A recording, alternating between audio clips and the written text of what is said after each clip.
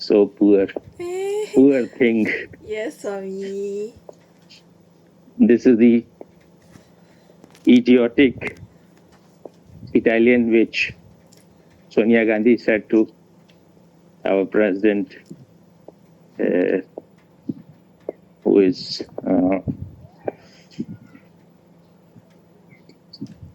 like black in America. So she is, we call them Adivasi, that is like,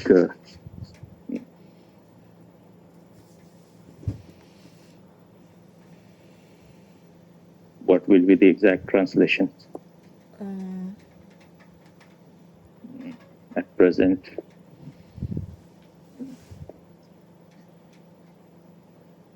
They are the least privileged people.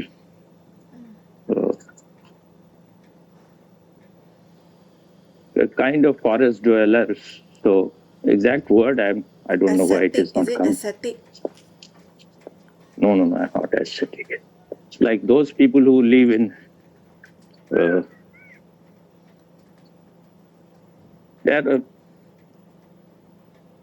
They remain uneducated. They are like tribals, kind of tribal. So she was a tribal woman, but with her effort, first she was a school teacher, then she became a politician in BJP. Then she became governor with all her effort, hard effort.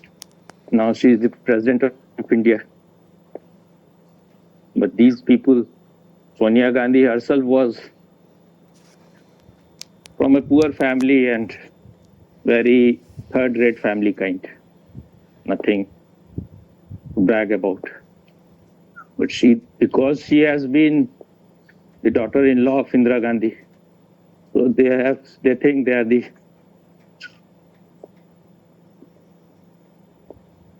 owner of this country. So she addressed her as poor thing. What you will interpret, how you will interpret poor thing. Poor thing, like you pity the person, no? Yeah, but the thing is that language, West English language, and I don't know, it is a kind of a universal slang. How can you say thing to a human being? But they use it. That means you are just, you have a condescending attitude. You're snobbish, you think you are somebody so special.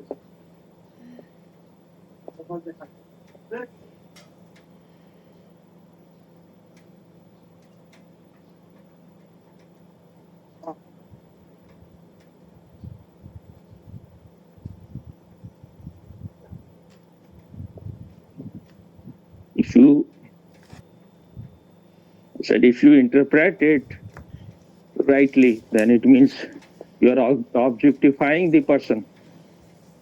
But English language is quite poor in that sense.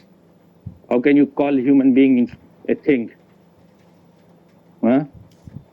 But they use this word they use it. She said two words, I think, poor thing and poor lady.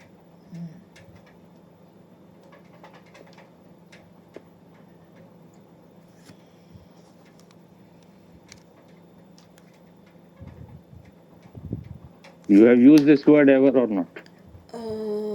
I seldom use. Normally, I will say, oh, pity the person, like that. Why you pity?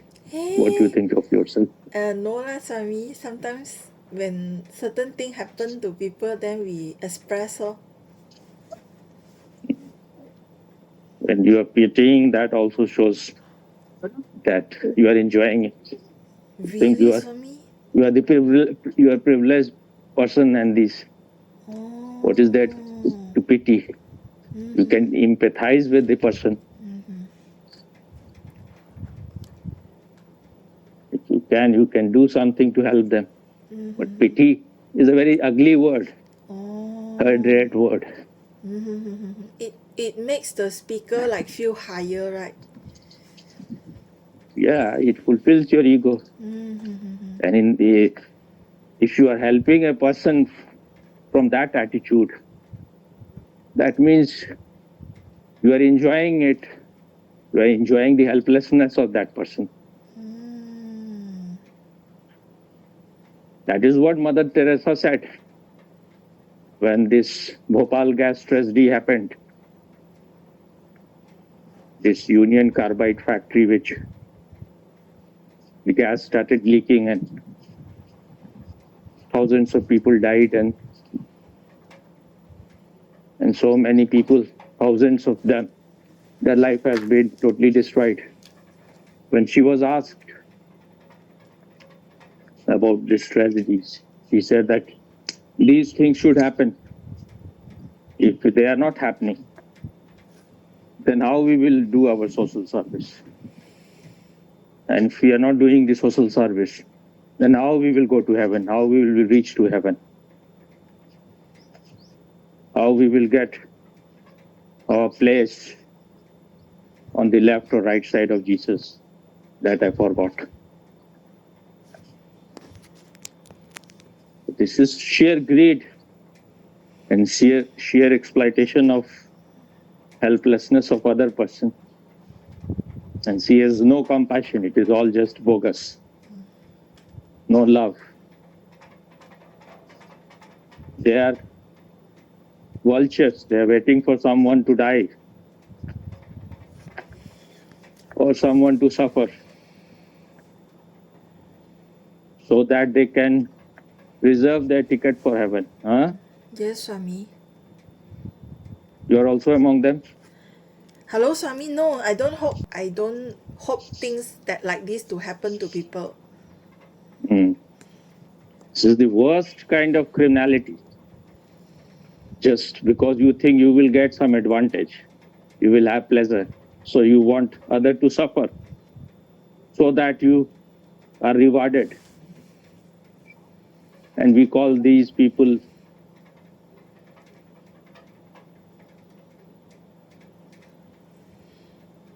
loving, compassionate, so great. I will call her Mother Teresa the monster. Teresa the terrible, what Osho said about her. Yes, yes, Swami, agree. You were also ready to eat her shit before? I wasn't ready to eat her Before shit. I destroyed you? Before you share with me this, I like everybody else, I used to think that she's a noble person. She was not even ordinary person in that sense. They will enjoy the suffering of others. Those people who were in her whatever home they call it. So they were not given any medicine. They were not taken care at all. She was getting money from everywhere. She will say that the more you suffer, the more you will go to heaven, you will whatever. And they will force them to convert to Christianity. All these helpless people. This was out of design why she came to India.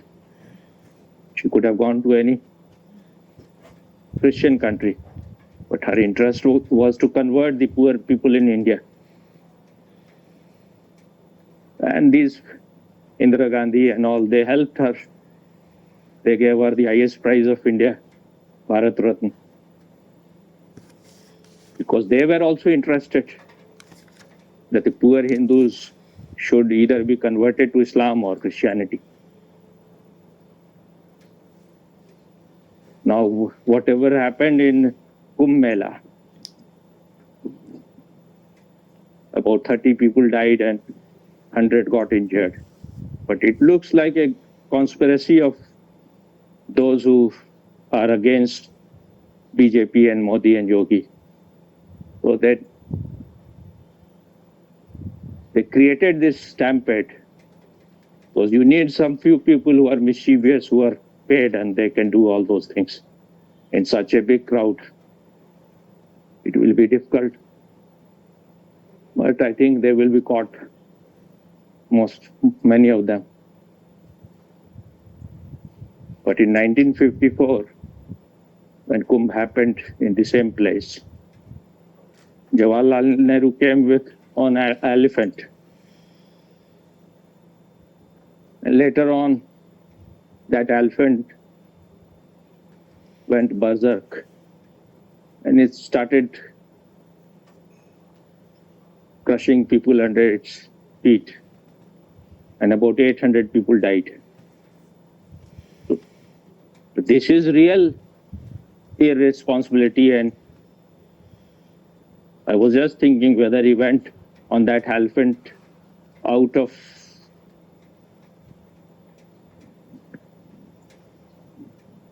this desire to do all those things. Maybe if you give the elephant something to eat, some intoxicant, then it can do such thing. Because he was also very much against Hindus. And Hindus have been real idiots. They don't understand that others are not like you.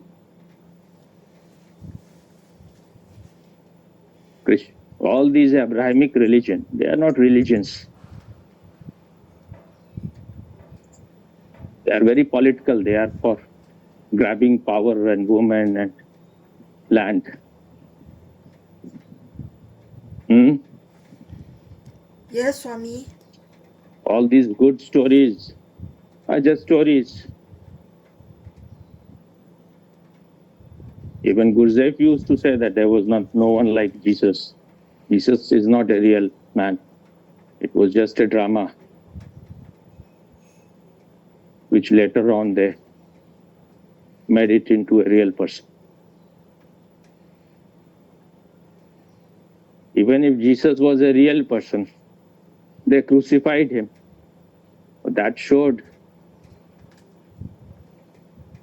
how cruel these people were. And Jesus could not in any way convert them.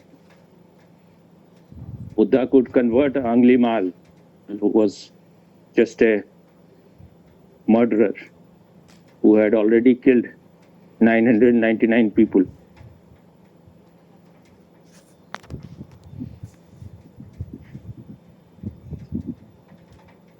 So that is the difference. Yes, Swami. And what happened after Anglimal, when he saw Buddha, he saw this man is so innocent, so fragile and so beautiful, graceful. He wanted not to kill him. So he said, you just turn away. He saw him from a distance. You don't come near me, because I have taken a vow. Anyone who comes, even if my mother comes now, I will kill her. Because he was a worshipper of Kali, so something like that, exactly. So he had taken a vow, I will sacrifice 1,000 people, I will kill, and make a garland of their finger and offer it to the goddess. So he said, I have taken a vow, anyone who comes, I will not leave that person. So you go back. I don't know why I'm feeling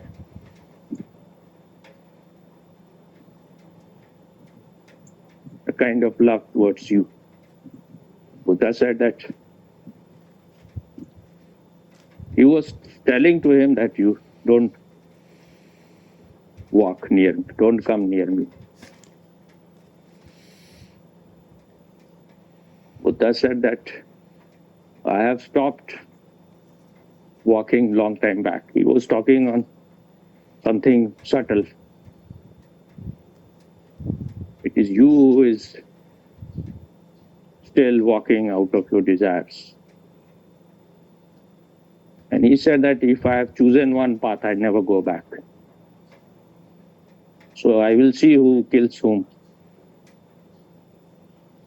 He laughed. He thought that this man is totally crazy, what he can do to me. He looks like a small child. Then Buddha came near him.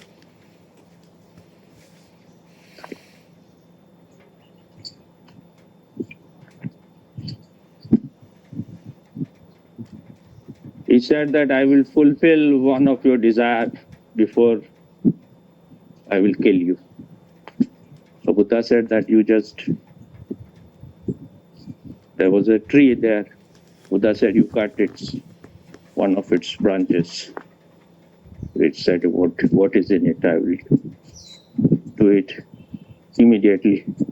So he just, with one hit of his sword, the branches fell down. Then Buddha said, now you put it back on the tree. He said, that is impossible, I cannot do that. Then Buddha said that this any small children can do. Destroying something, anyone can do. The real art is, the real quality is if you can bring back the life, if you can create something, that is the real thing. Destruction requires no intelligence.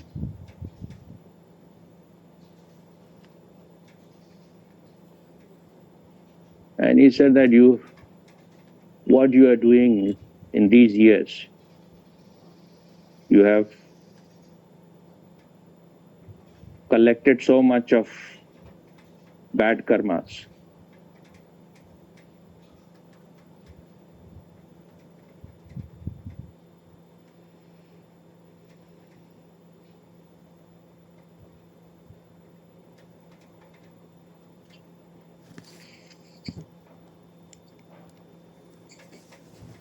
You are just destroying yourself all these years. You may be killing other people, but you are being very more destructive to yourself. So Anglimal could see it. He may have reached to the end of the road. He was himself getting frustrated out of this kind of life. And he saw this man who's totally transformed, the light in that person.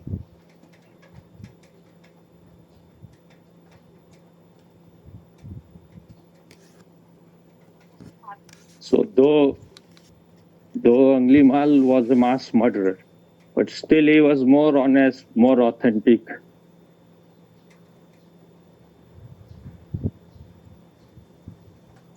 More straightforward, less complex than most of the people. Whatever he was doing out of his conviction that he is doing the right thing. But he could see the light, the inner light of Buddha, the grace of Buddha.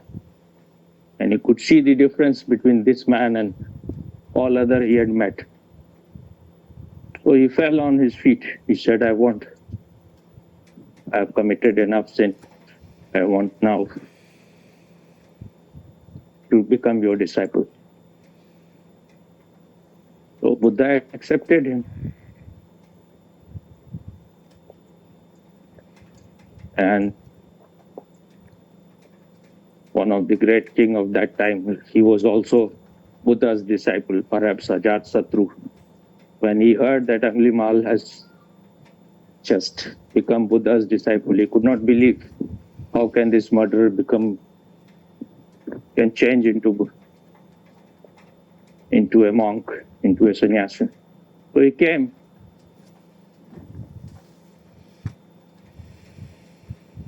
To see whether it's true or it is just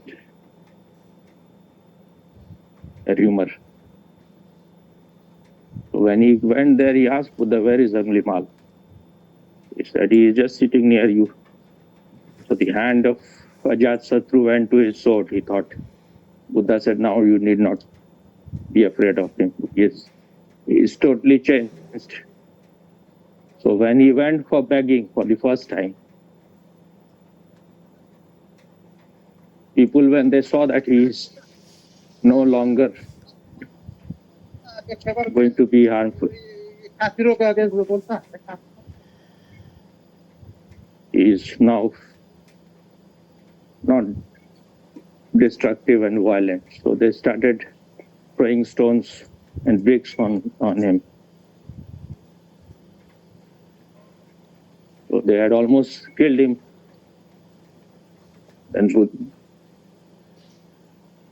Buddha's disciple told Buddha that people are beating him and he is full of blood. So Buddha went there.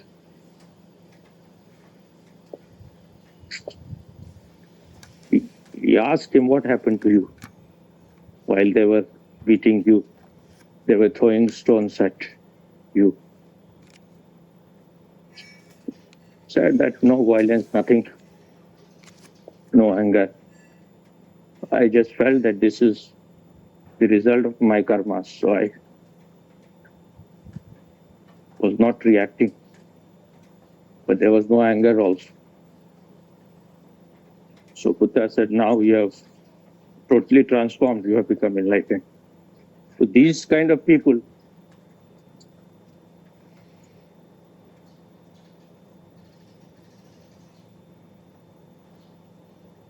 because these people are total, intense, if transformation happens in their life, it is also total. They are not divided. So from one extreme, he went to the other extreme. Because he was finished with that. He lived it totally. He realized that this is not life. I am anti-life. It is not leading me to any happiness or any meaning. And he could see all the significance and meaning in Buddha.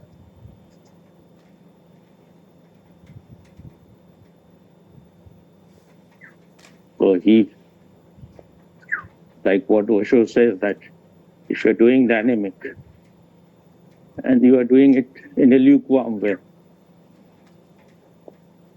even at 99 degrees, water will not evaporate. So until unless you are 100%, transformation cannot happen. What I said, 100% or 100%? Isn't it the same, 100%?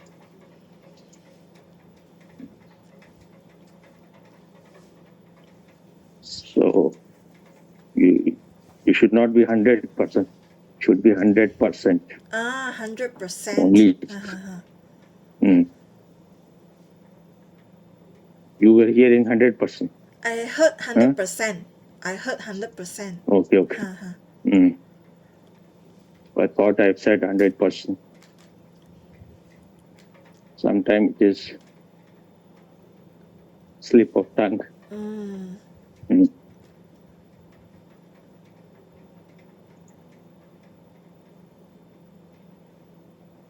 So this was the miracle of Buddha. He could transform a mass murderer, a butcher, into an enlightened person. And he transformed so many people.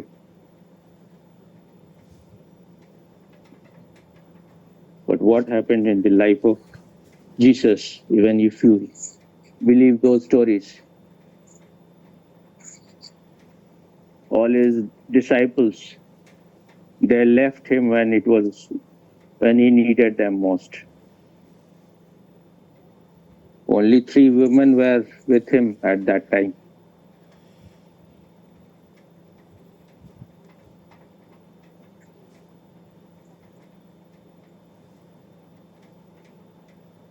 I think Mary, his mother, one other Mary, the prostitute, and Martha. These were the three women. So he could not transform anyone, really. Yes, Swami. Because they were cunning and clever people. They were just greedy and fearful. They wanted to reach to heaven.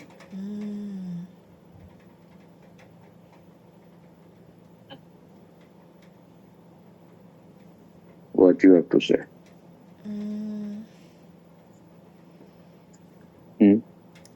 I was looking at myself whether I have transformed or not. But I feel I have transformed. I would say I have transformed a lot, Swami. I'm so. Your shit has been transformed. I have transformed shit into manure, Swami. Transformation is either total or not. You may be coming little closer to truth, but this is not transformation. Oh. Yes.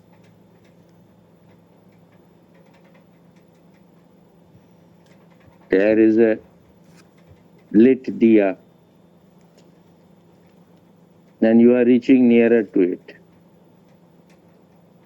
But you are unlit, but you may be reaching nearer.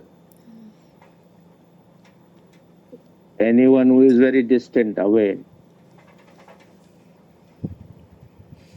they are more distant. But both of you are unlit. Huh? Yes, true, Swami. So don't have this ego that you are transformed. Otherwise, you cannot go back to the same stupidity again and again. Yes, true, Swami, true. I found, Swami. What? I found that documenting my thoughts and feelings from time to time is very helpful for me to avoid the ditches. What documenting? That means because I have created a WhatsApp group for myself, sometimes I just write down my thoughts, my feeling, and then at times when I look back at those messages. Who are the member in that WhatsApp group? Oh, you myself. And your fart. Me, myself. Swami. You and your fart. I, me, and myself and my farts. So when I look back, I just saw that, I had this mistake in the past. I shouldn't repeat it. So I feel it's very helpful.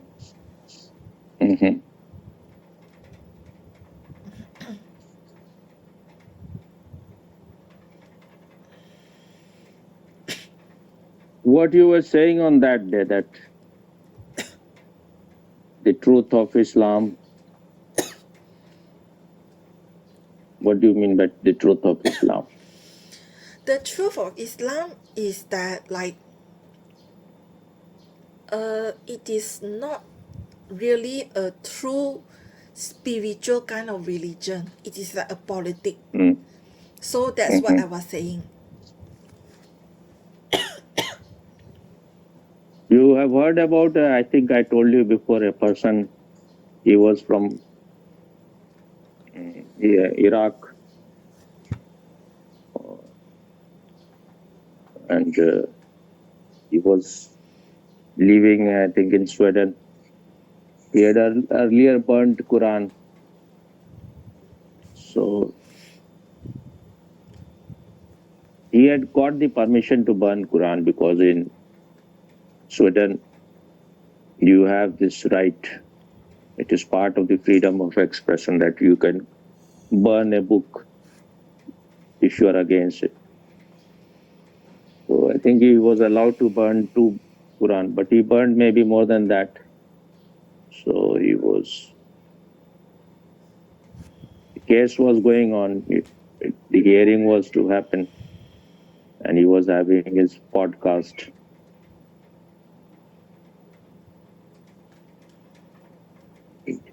He died. I think his name was Salman. This news or not? I think no, I didn't know this news. You're just hearing the news of your fart all the time, huh?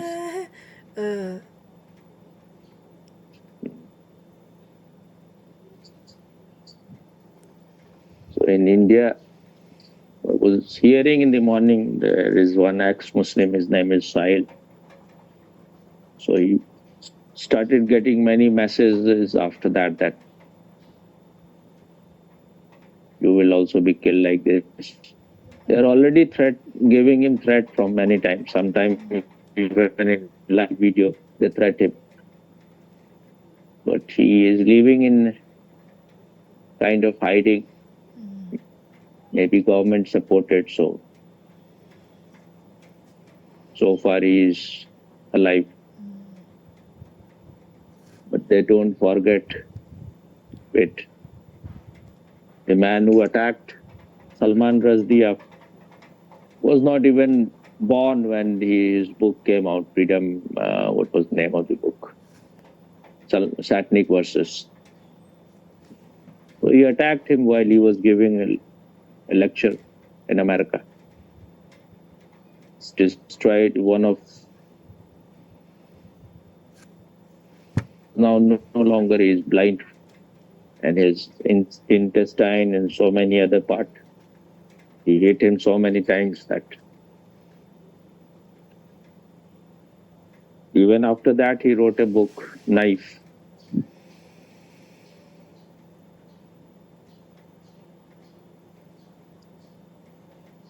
But this kind of fanaticism shows that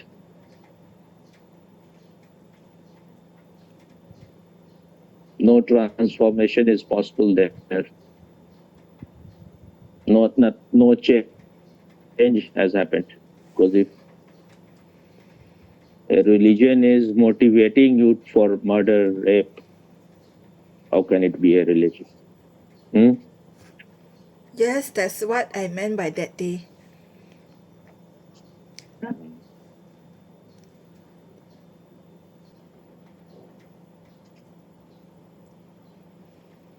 Miracle of Buddha is that he could transform a mass murderer into an enlightened being.